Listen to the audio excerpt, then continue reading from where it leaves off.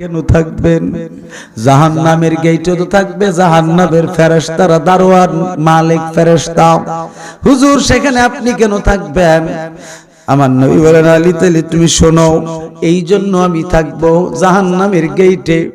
আমি দেখবো আমার কোন উম্মতকে নিয়ে ফেরেশতারা, জাহান্নামের ফেরেশতারা, আযাবের ফেরেশতারা নি টাইনা জাহান্নামের দিকে নিয়ে যায়।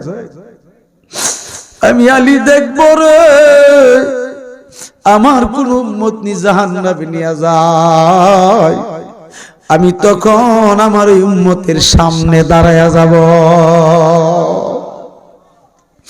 বলবে, আমি বলবে ফেরেশতারা, আমার এই উম্মতকে তোমরা জাহান্নামে নিচ্ছ কেন? আমি নবীর সামনে আছি। বলেন না সুবহানাল্লাহ। ডাক দিয়ে বলবে, নবী গো আপনার কেন থাকবেন? জাহান্নামের গেটে তো থাকবে জাহান্নামের ফেরেশতারা, দারোয়ান, মালিক, ফেরেশতা।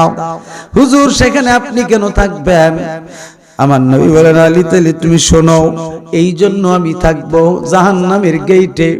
আমি দেখবো আমার কোন উম্মতকে নিয়ে ফেরেশতারা, জাহান্নামের ফেরেশতারা, আযাবের ফেরেশতারা নি টাইনা জাহান্নামের দিকে নিয়ে যায়।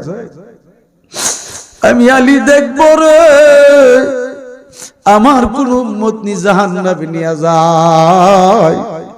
আমি তখন আমার এই উম্মতের সামনে দাঁড়ায়া যাব। বলবে, আমি বলবে ফেরেশতারা, আমার এই উম্মতকে তোমরা জাহান্নামে নিচ্ছ কেন? আমি নবীর সামনে আছি। বলেন না সুবহানাল্লাহ।